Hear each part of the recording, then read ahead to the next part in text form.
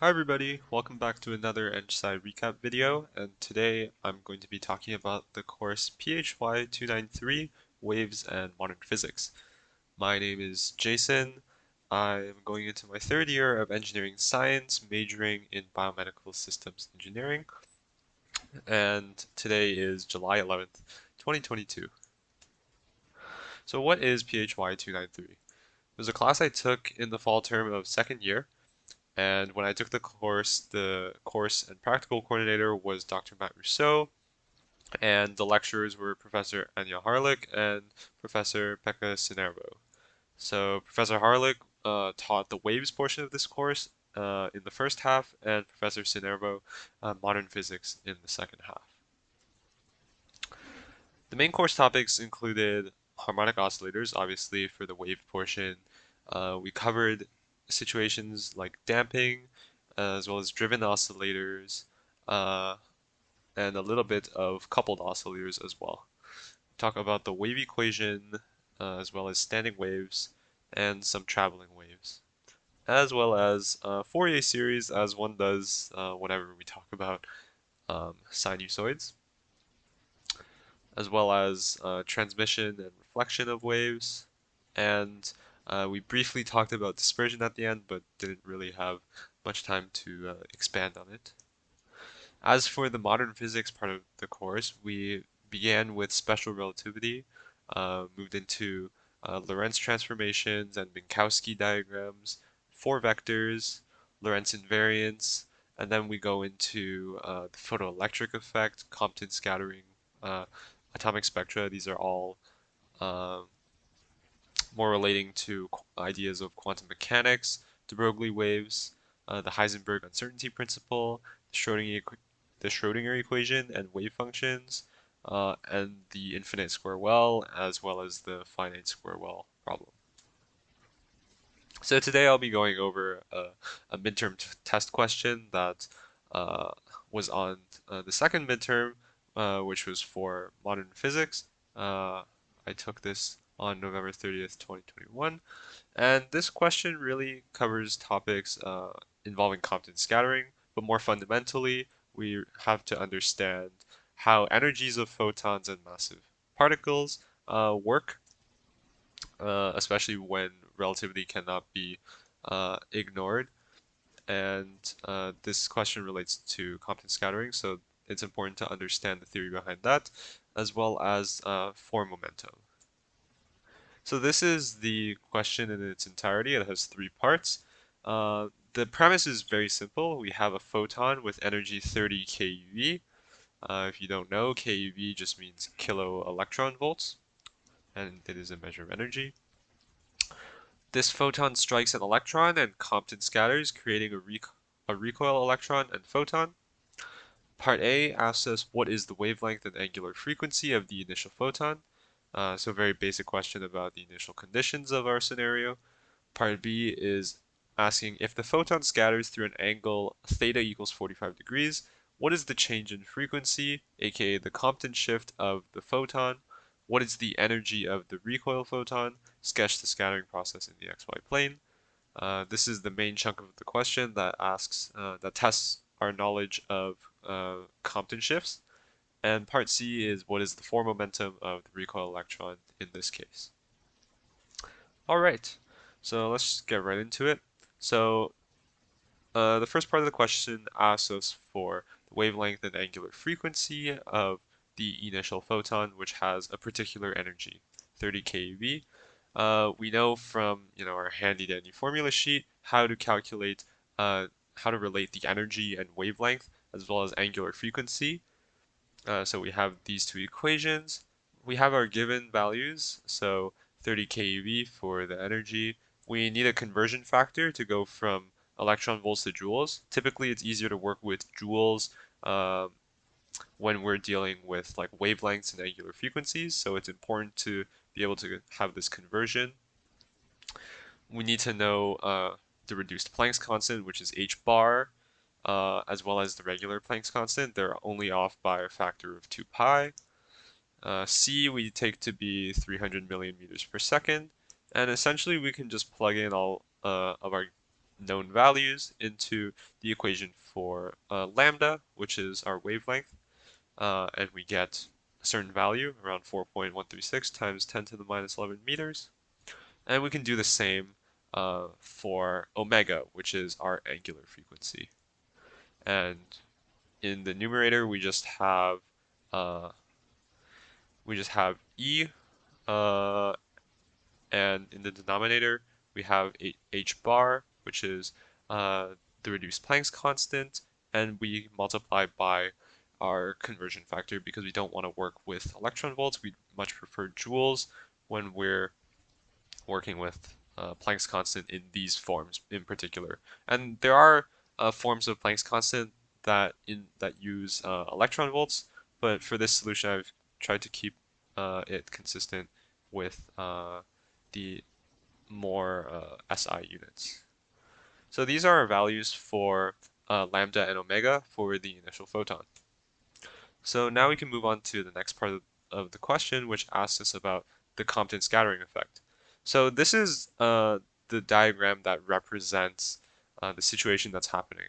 So the photon is essentially colliding with the electron.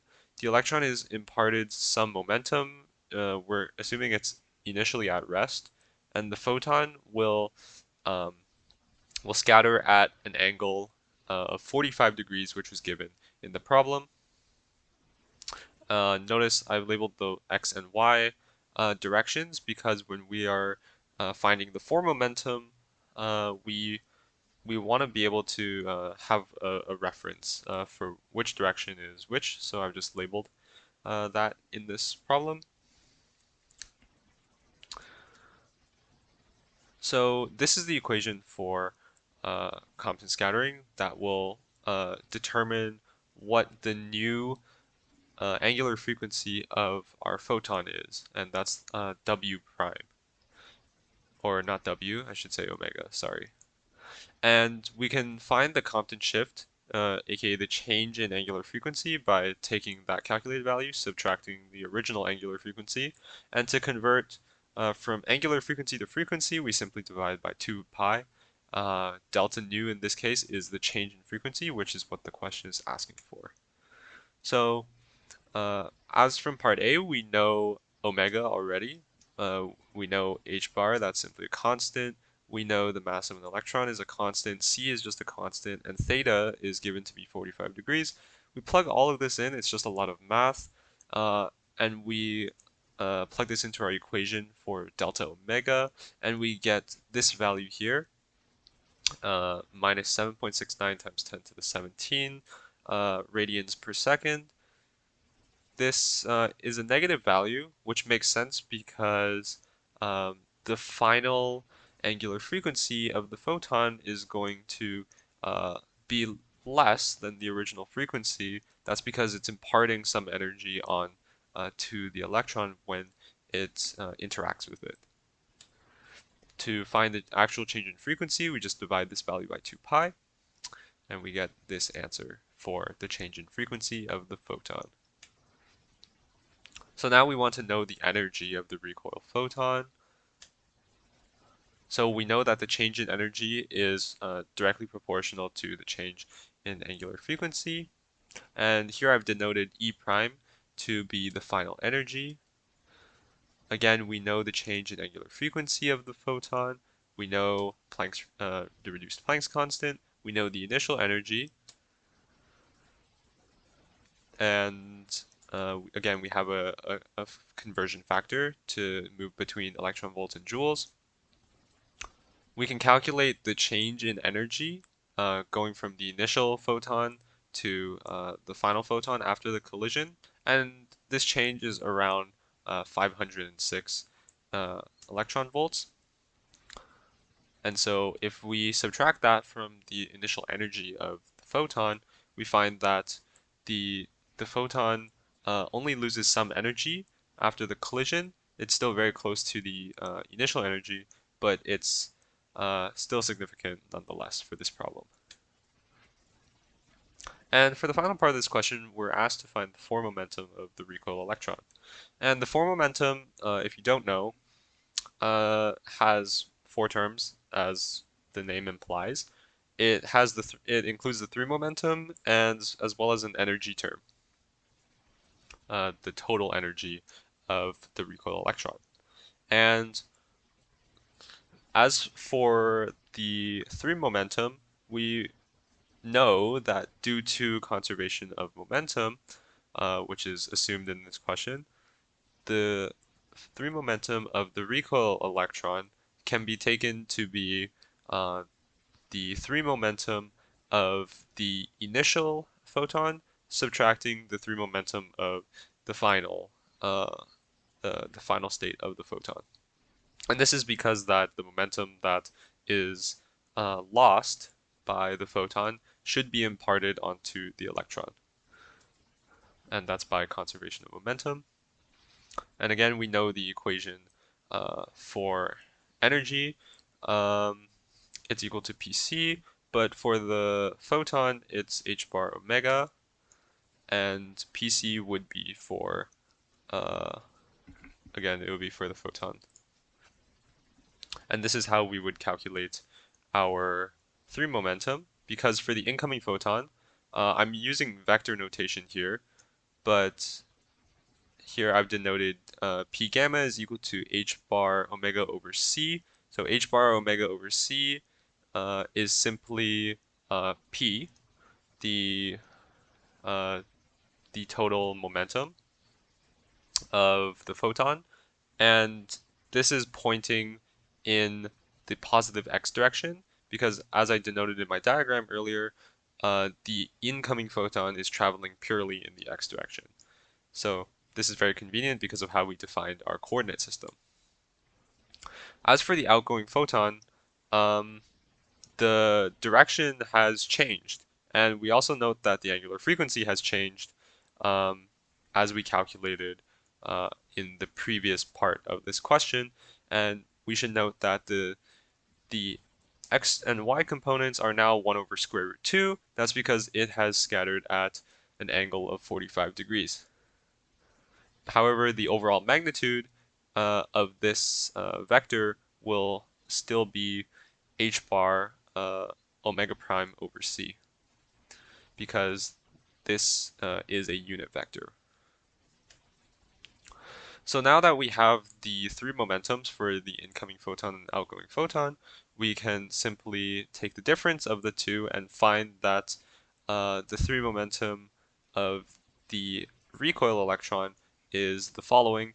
Note that there is no z component because, again, we're working in a plane, which makes sense. And as we saw in our earlier depiction of the situation, the electron does have momentum in the positive x and positive y direction, which is what we find in our result as well, as these values are positive. And now we can find the magnitude of the electron's 3 momentum, and this will give us the actual magnitude of its momentum. And this will be useful when we calculate its total energy, because we can use this formula, which is the energy momentum relationship, to find the total energy of the recoil electron.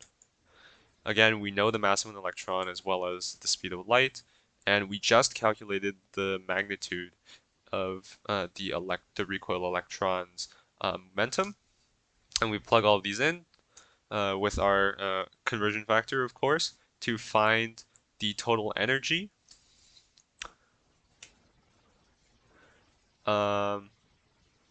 Yeah, so I believe I may have made a typo here, but this should be E of E, not E of C. I'm not sure exactly where I wrote that, but the total energy of the recoil electron is 512.27 keV, and so our form momentum is just this value of EE followed by the x, y, z components of the 3 momentum, and it's in units of keV over c. And yeah, that is the end of that particularly long question. Before I end off this video, I'd like to make some quick acknowledgements. I'd like to thank the course coordinator, as well as the professors, Professor Harlick and Professor Sinervo, for the course and the midterm test content. I'd also like to thank my tutorial TA, Shrikar, as well as the individuals who I took this Beamer template from. But yeah, thank you very much for watching, and I will see you in the next video.